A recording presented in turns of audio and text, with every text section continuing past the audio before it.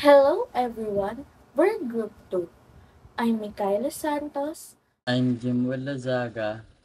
Hello, I'm Aris Contado. Hello, I'm Jenel Piltabudlo. Hello everyone. My name is John Paul de la Cruz. Hello, I'm Janay De Assis. Hi, I'm Aaron William Maniza. My name is Maven Epochanko. I'm Mike Joros Gerdaya and we are Group 2. Today, we're dividing into an area of discrete mathematics known as graph theory.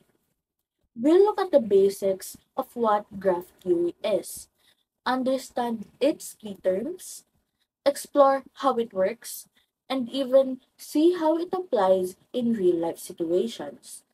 So, by the end of this lesson, we hope that you'll have a solid foundation in graph theory and a new perspective on its impact on the world around us. What is a graph? A graph G equals V and E consists of V, a non-empty set of vertices or nodes, and E, a set of edges. Each edge connects a pair of nodes that are called its endpoints. Here, we have an example of graph. Later, we will explain what is the meaning of these two graphs. The dots that you can see represent vertices, and the lines between them are called edges. Edges. It is said to be incident if the edge is connected to that vertex. For example, in a graph below, with vertices V and W and an edge E connecting V and W, the edge E is incident to both vertices V and W. Let's start by defining a few of a term in graph theory. Imagine a graph as a collection of points and lines connecting them. Here are some of the fundamental terms in graph theory. Graph.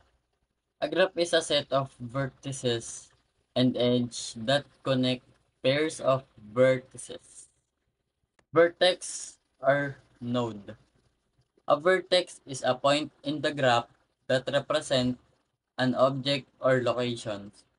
In real-life applications, this could be people, cities, or devices. Edge. An edge is a line that connects two vertices.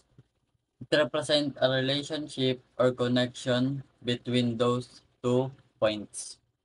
Path. Path is a sequence of edge that connects a series of vertices in a specific order, where no edge is repeated. Directed graph or digraph. In a directed graph, each edge has been associated with ordered pairs or vertices. Each edge has direction indicating one-way movement or relationship. This slide shows different types of graphs. An undirected graph, where connection can go both ways, and a directed graph, where we follow specific directions. In illustration 1 is a directed graph. We can use the social media following network as an example. The edge represent the following relationships. If user A follows user B and user B follows user C follows A, and so on and so forth, you can see there's a directed edge from A to B and B to C and C to A and so on. This does not necessarily mean that B follows A back and C follows B back, making the relationship one way. While in illustration 2 is an example of undirected graph. We can use an example of a social network in this graph. We can represent each person as a vertex. Remember, vertex use the dot that you can see there. So let's say A is friend with B, then vice versa. Same with B and C and A. And D is friend with C but not with the rest. By creating edges for each friendship in this network, we will end up with a graph that shows the relationships among the group. These illustrations shows us how each element of graph theory, vertices, edges, path, etc., can represent and clarify the relationships among a group of people. Graph theory simplifies complex connections in an understandable way. Simple graphs are important concept in graph theory. But what exactly does it mean when we say simple graph has neither loops nor parallel edges? Let's break it down. A loop is an edge that connects a vertex to itself. For example, the node in illustration 2. A blue line or edge that starts at a node and comes back on the same node. Simple graphs do not allow this kind of connection. As shown in the illustration on the left, each edge in the simple graphs must connect to two distinct vertices. Next, we have a parallel edges. Parallel edges occur when two vertices are connected by more than one edge. For instances, in the illustration 2, when there are three lines connecting on the same pair of nodes. Those are parallel edges. Simple graphs restrict this by allowing at most one edge between any pair of vertices. In summary, no loop means no vertex connects to itself. And second, the no parallel edges means there's at most one edge between any pair of vertices. With these simple rules, you can identify and construct a simple graph. Basic types and features of graphs. Complete graph is a simple graph in which each pair of vertices are joined by an edge. All vertices are adjacent. Adjacent means refers to the relationship between two vertices that are directly connected by an edge. A complete graph, Kn, ito yung formula niya, n times n minus 1 divided by 2. It's because each vertex is connected to every other vertex exactly once. So, yan. Tayo sa example natin. The complete graph, K subscript n, is the graph with n vertices and every pair of vertices joined by an edge. To know how many edges to connect to every node. So, ito example ng complete graph, vertices node, tapos yung linya na nagko-connecta sa kanila ay tinatawag ay yung edge.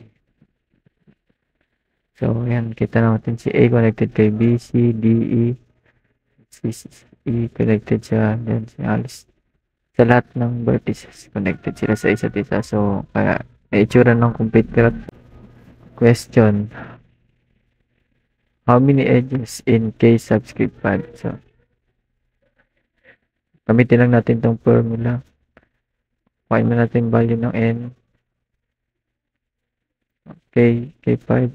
Kaya magiging value ng N is equal to 5. N is equal to 5, kaya magiging 5 times 5 minus 1 divided by 2 equal 5 times 4 divided by 2, 20 divided by 2 is equal 10. Kaya magiging sagot natin 10 edges in K subscript 5. Final answer. So before we proceed to the next topic, first let's talk about bipartite meaning. So we should be able to understand our topic. Okay, so bipartite is derived from word bi and partite, which means bi for two and partite means partitions. It refers to two distinct concepts in mathematics. And a complete bipartite graph is a graph that has vertex partitioned into two subsets. We can understand it more if we take a look at the example given. Okay, so let's proceed. Okay. Okay, so let's take a look. For example, we have K12, which means we have one vertex and two vertices. We can imagine it more if we put a division, but let's just imagine it here. Let's draw a line. Okay, so we can see we have one vertex right here, and this line called edge, and this we have two vertices which connected by edges. Here, the line here, we can call it edges. And as we proceed to the second example, we have 2 and 3 vertices here. Let's split it in half, and we can see here we have 2 vertices, and there, right here, we have 3 vertices. We can call it a complete bipartite graph. Graph theory has numerous real-life applications across different fields. Let's go through a few notable examples. Internet and networking. One of the largest graphs in the world. The internet is essentially a massive graph where each device or a vertex is connected to others through paths and routes or edges. Graph theory is fundamental in determining the best paths for data to travel, making the internet faster and more reliable. Transportation and navigation. Consider the map of a city where each location, like intersections and stations, is a vertex, and roads or train track connecting them are edges. Transportation planning uses graph theory to find the shortest routes, minimize traffic congestion, and manage logistics efficiently. Social networks. In social media, each user is represented as a vertex, and connection between them, like friendship and followers, are edges. Graph theory helps in analyzing the structure of social networks, identifying influential people based on the degree of each vertex, and recommending new connection based on shared paths. Computer networks. The role of graph theory is very important in many applications in computer science. In computer science, graphs are used to represent networks of computers, where vertices represents computers and edges represents connections between them. By studying this network graph, engineers can optimize data paths, avoid congestions, and detect vulnerabilities. In each of these cases, graph theory turns abstract or complex data into a clear model, where routing data, managing logistics, or analyzing social networks. Graph theory helps us tackle more problems more efficiently. To wrap up our lessons, graph theory provides us with powerful tools for analyzing and solving problems that involve connections or networks, like we used for an example earlier. From computer networks, internet networks, and social media to transportation, it offers solutions that are practical, efficient, and impactful. By understanding the core concepts of graph theory, we can appreciate its broad applications and recognize its importance in both mathematical theory and real-life situations. Thank you, and sana may natutunan kayo. I hope you found our presentation to graph theory insightful. Yun lang po. Maraming salamat.